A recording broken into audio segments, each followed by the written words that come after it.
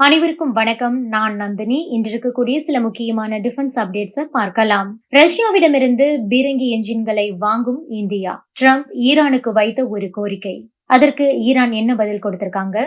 சீனா, Russia, Iran சேர்ந்து மேற்கொள்ளக்கூடிய கூட்டு ராணுவ பயிற்சி, இது பற்றியெல்லாம் தான் நம்ம இப்ப விரிவா பார்க்க போறோம்.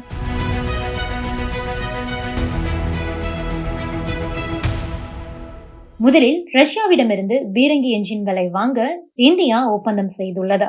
இந்திய ராணுவத்தை பொறுத்தவரையில் MPT எனப்படும் மெயின் பேட்டில் டேங்க்ஸ் பல வகைகள் உள்ளது. உள்நாட்டிலேயே தயாரிக்கப்பட்ட அர்ஜுன் MPT, MK1, MK1A இவை பயன்பாட்டில் இருக்கிறது. ரஷ்ய தயாரிப்பான T-90 பீஷ்மா, T-72 அஜேயா, T-55 போன்றவை பயன்பாட்டில் இருந்து வருகிறது. இது போக இலகு ரக ஜொராவர் டேங்குகளும் டெவலப் செய்யப்பட்டு வருகிறது.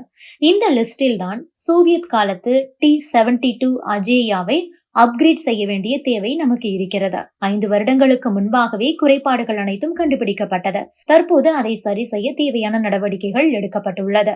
அதன்படி அதனுடைய என்ஜின் மாற்றப்பட இருக்கிறது. T-72வில் உள்ள 780 ஹார்ஸ் பவர் கொண்ட என்ஜினை 1000 ஹார்ஸ் பவர் கொண்ட என்ஜினாக மாற்ற உள்ளனர். இந்திய ராணுவத்தில் உள்ள 2400 T-72 டேங்குகளில் முதல் கட்டமாக 1000 பீரங்கிகள் 2300 கோடி ரூபாய் செலவில் அப்கிரேட் செய்யப்பட இருக்கிறது. மேட் இன் இந்தியா திட்டத்தின் கீழ் ரஷ்யாவின் ரோசோபோரான் எக்ஸ்போர்ட் நிறுவனம் சென்னை ஆவடியில் உள்ள ஆர்மர்ட் வெஹிக்கிள்ஸ் நிகாம் லிமிடெட் உடன் டெக்னாலஜி டிரான்ஸ்பர் செய்கின்றனர். அதன்படி இந்தியாவிலேயே அந்த என்ஜின்கள் தயாராகும். அஜேயா எனப்படும் T-72 வகை பீரங்கிகள் 1970ஆம் ஆண்டு வாக்கில் இந்திய ராணுவத்தில் அறிமுகம் செய்யப்பட்டது. 41 டன் எடை கொண்ட இது ஒரு மீடியம் வகை பீரங்கியாகும். இதில் 780 HP என்ஜின் தான் பயன்படுத்தப்பட்டு வருகிறது. தற்போது அந்த என்ஜினை தான் மாற்றப் போகிறார்கள். இதுபோக ஃபயர் கண்ட்ரோல் சிஸ்டம் உள்ளிட்ட சில மாடர்ன் சிஸ்டம்ஸும் கூட பை அண்ட் மேக் கேட்டகரி மூலமாக அப்கிரேட் செய்யப்பட உள்ளது. கடந்த 2016ஆம் ஆண்டே இஸ்ரேலை சேர்ந்த நிம்டா நிறுவனம் இந்தியாவின் இந்த T-72 வகை பீரங்கிகளை மேம்படுத்தி தருவதாக சொன்னார்கள். ஆனால் இந்தியா ரஷ்ய நிறுவனத்தை தேர்வு செய்துவிட்டது. கால்வான் மோதலின் போது அந்த பகுதியில் இந்தியாவின் அர்ஜுனா மற்றும் ரஷ்யாவின் T-72, T-90 வகை பீரங்கிகள் பயன்படுத்தப்பட்டது. கரடுமுரடான மலைப்பகுதிகளில் இவை இயங்குவது என்பது அந்த நேரத்தில் மிகவும் சிரமமாகவே இருந்தது. அப்போதுதான் குறைபாடுகள் தெரிய வந்தது. DRDO தயாரித்த அர்ஜுன் பீரங்கியாகட்டும், ரஷ்யாவின் T-90, T-72 அந்த டேங்குகளாக இருந்தாலும் கூட எடை அதிகமாக இருந்ததன் காரணமாக லடாக் மாதிரியான மலைப்பாங்கான பகுதிகளில் அவை போருக்கு ஏற்றதாக இல்லை. அந்த நேரத்தில் சீனா டைப் 15 இலகு ரக டேங்குகளை பயன்படுத்தியது. இந்தியாவோ 80களில் ரஷ்யாவிலிருந்து கொண்டு வரப்பட்ட BMD-2 இன்ஃபென்ட்ரி வெஹிக்கிள்ஸை அப்போது பயன்படுத்தியது. ஆக தற்போது அதிக எடை கொண்ட பீரங்கிகளுக்கு பவர் அதிகம் கொண்ட என்ஜின் பொருத்தப்படுவதால் இமயமலையின் உயரமான பள்ளத்தாக்கு பகுதிகளில் கூட இந்த T-72 வகை பீரங்கிகளை பயன்படுத்த முடியும் என்று சொல்கிறது நமது இந்திய ராணுவம். அடுத்ததாக அமெரிக்க அதிபர் டொனால்ட் ட்ரம்ப் வைத்த ஒரு கோரிக்கைக்கு ஈரான் பதில் கொடுத்திருக்கிறது. உக்ரைன் நாட்டை பணிய வைத்த மாதிரி தற்போது ஈரானையும் பணிய வைக்க முயற்சி செய்கிறது அமெரிக்கா. கடந்த முறை அதிபராக ட்ரம்ப் பொறுப்பேற்ற சமயத்தில் அதற்கு முன்பு அமெரிக்க அதிபராக இருந்த ஒபாமா ஈரானோடு மேற்கொண்ட அணுசக்தி ஒப்பந்தத்திலிருந்து வெளியேறிவிட்டார் ட்ரம்ப். மேலும் ஈரானுக்கு எதிரான ராணுவ நடவடிக்கைகளையும் மேற்கொண்டார்.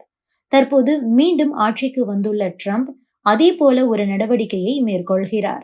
இந்த முறை உக்ரைன் மீது பயன்படுத்திய அதே யுக்தியை கையாண்டிருக்கிறார். ட்ரம்ப் கடந்த வாரம் ஃபாக்ஸ் செய்தி நிறுவனத்திடம் ஒரு பேட்டி கொடுத்திருந்தார். அதில் ஈரான் நாட்டு தலைவர் அலி கமேனிக்கு ஒரு கடிதம் எழுதியதாக அவர் கூறினார்.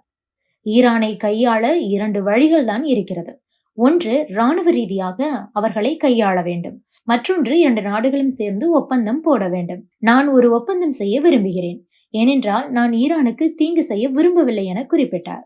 அதாவது அவர் என்ன சொல்லியிருக்காருன்னா, அணுசக்தி ஒப்பந்தம் தொடர்பாக ஈரான் தலைவர் பேச்சுவார்த்தை நடத்துவார் என்று நம்புகிறேன். ஏனென்றால் அது ஈரானுக்கு மிகவும் நல்லதாக இருக்கும். அவர்கள் நான் எழுதிய கடிதத்தை பெற விரும்புகிறார்கள் என்றே நினைக்கிறேன். மாற்று வழி என்னவென்றால் நாங்கள் வேறு வகையில் ஏதேனும் செய்ய வேண்டும். ஏனென்றால் ஈரான் அணு ஆயுதம் வைத்திருப்பதை அனுமதிக்கவே முடியாது. இவ்வாறு ஈரானுக்கு வெளிப்படையாகவே எச்சரிக்கை விடுத்தார் டொனால்ட் ட்ரம்ப். இந்த நிலையில்தான் ஈரான் இதற்கு ரியாக்ட் செய்திருக்கிறது. அனைவருக்கும் தெரியும், ஈரான் இதை ஏற்றுக்கொள்ளாது.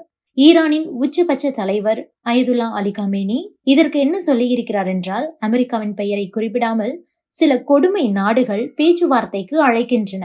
ஆனால் அவை பிரச்சனைகளை தீர்ப்பதாக தெரியவில்லை. மாறாக தங்கள் எதிர்ப்புகளை மற்ற நாடுகளிடம் திணிக்க வேண்டும் என்பதை மட்டுமே காட்டுகிறார்கள்.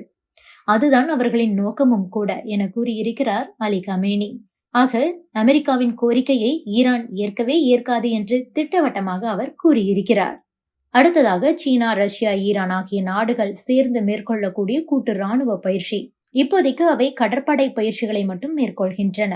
செக்யூரிட்டி பெல்ட் 2025 என்ற பெயரில் 3 நாடுகளும் சேர்ந்து இந்த பயிற்சியை மேற்கொள்கின்றன. என்னதான் புத்தினுடன் ட்ரம்ப் நெருக்கம் காட்டினாலும் இந்த பயிற்சியில் ரஷ்யா பங்கேற்பதன் மூலமாக அமெரிக்காவுக்கு எதிரான நாடாக ரஷ்யா இன்னமும் இருக்கிறது என்பதை உணர்த்தியிருக்கிறது. 3 நாடுகளின் கூட்டு பயிற்சி குறித்து ஈரானின் செய்தி ஊடகமான தஸ்னீம் என்ன சொல்லி இருக்கிறார்கள் என்றால், தென்கிழக்கு ஈரானின் ஓமன் வளைகுடாவில் அமைந்துள்ள சபஹார் துறைமுகத்திலிருந்து இந்த பயிற்சி தொடங்குகிறது. 3 நாடுகளின் போர்க்கப்பல்கள், கடற்படை விமானங்கள் இந்த பயிற்சியில் ஈடுபடுகின்றன. ஓமன் வளைகுடாவில் பயிற்சிகள் தொடங்கினாலும் அது வடக்கு இந்திய பெருங்கடல் வரை நீடிக்கும். இது போர் பயிற்சிகள் மட்டும் கிடையாது. பிராந்திய பாதுகாப்பை அதிகரிப்பது, 3 நாடுகளுக்கு இடையே ஒத்துழைப்பை அதிகரிப்பது உள்ளிட்ட விஷயங்களும் கூட இந்த பயிற்சியின் போது மேற்கொள்ளப்படுகிறது. ஈரான், ரஷ்யா, சீனா ஆகிய 3 நாடுகளும் இந்த பயிற்சியில் ஈடுபடுகின்றன. ஆனால் அஜர்பைஜான், தென்னாப்பிரிக்கா, கஜகஸ்தான், பாகிஸ்தான், ஈராக் மற்றும் இலங்கை ஆகியவை இதில் பார்வையாளராக பங்கேற்கின்றன என்று தஸ்னீம் செய்தி வெளியிட்டிருக்கிறார்கள். உக்ரைன் மீது ரஷ்யா போர் தொடுத்தது. இதனால் ரஷ்யா, அமெரிக்கா இடையிலான உறவில் கடும் விரிசல் ஏற்பட்டது. தற்போது அமெரிக்க அதிபராக டொனால்ட் ட்ரம்ப் பதவியேற்ற நிலையில் ரஷ்யா, அமெரிக்கா இடையேயான உறவில் முன்னேற்றம் ஏற்பட்டிருக்கிறது. உக்ரைனை விட்டுவிட்டு ரஷ்யாவும் அமெரிக்காவும் ஒன்று சேர்ந்து பேச்சுவார்த்தையை நடத்தி கொண்டிருக்கிறார்கள். ஒரு வழியாக அமெரிக்கா ரஷ்யாவுக்கு பணிந்து போகுமாறு ஜெலன்ஸ்கியை கட்டாயப்படுத்தி சம்மதிக்க வைத்திருக்கிறார் ட்ரம்ப். ட்ரம்ப் புதினை எவ்வளவு நெருங்கி வந்தாலும் புதின் இன்னும் அவரை நம்பவில்லை என்றுதான் தெரிகிறது. சீனா, ஈரான், ரஷ்யா இந்த 3 நாடுகளும் இணைந்து போர் பயிற்சிகளை மேற்கொள்கிறார்கள். ரஷ்யா நினைத்திருந்தால் இதில் பங்கேற்காமல் கூட இருந்திருக்கலாம். ஆனாலும் ரஷ்யா இதில் பங்கேற்கிறது. ஆக இன்னுமே அமெரிக்காவை எதிரியாகத்தான் கருதுகிறது ரஷ்யா.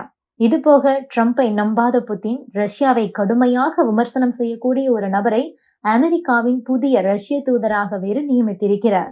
அவருடைய பெயர் அலெக்சாண்டர் டார்ஷேவ். கடந்த வாரம் துருக்கி தலைநகர் இஸ்தான்புல்லில் ரஷ்யா, அமெரிக்கா இடையே பேச்சுவார்த்தை நடந்தது. அந்த வேளையில் அமெரிக்காவுக்கான ரஷ்ய தூதராக இந்த அலெக்சாண்டர் டார்ஷேவை நியமிக்க ரஷ்யா முடிவு செய்தது. இதற்கு அமெரிக்காவும் பச்சை கொடி காட்டிவிட்டது. இவர் யார் என்றால், அமெரிக்கா ஐரோப்பிய நாடுகளை கடுமையாக திட்டி தீர்த்த ஒருவர். ரஷ்யாவுக்கு எதிராக அமெரிக்கா, ஐரோப்பா உள்ளிட்ட மேற்கத்திய நாடுகள் செயல்படுவதாக பொது வெளியிலேயே குற்றச்சாட்டுக்களை முன்வைத்து கவனம் பெற்றவர். இவருக்கு இப்போது 64 வயதாகிறது. இவர் இதற்கு முன்பு அமெரிக்காவின் ரஷ்ய தூதரகத்தில் நீண்ட காலம் பணியாற்றியிருக்கிறார். அமெரிக்கா மற்றும் அங்குள்ள அரசியல்வாதிகள் பற்றி நன்கு அறிந்தவர். அதே போல இதற்கு முன்பாக அமெரிக்காவின் அண்டை நாடான கனடாவின் தூதராக 2014 முதல் 2021 ஆண்டு வரை செயல்பட்டிருக்கிறார். ரஷ்யாவை பொறுத்தவரை மூத்த தூதரக அதிகாரிகளில் இவரும் ஒருவர். அமெரிக்காவை கடுமையாக விமர்சித்த அலெக்சாண்டர் டார்ஷேவை அந்த நாட்டின் ரஷ்ய தூதராக புதின் நியமித்திருக்கிறார். இதன் மூலமாகவே ட்ரம்பை இன்னுமே புதின் நம்பவில்லை என்றுதான் சொல்கிறார்கள் சர்வதேச அரசியல் நோக்கர்கள்.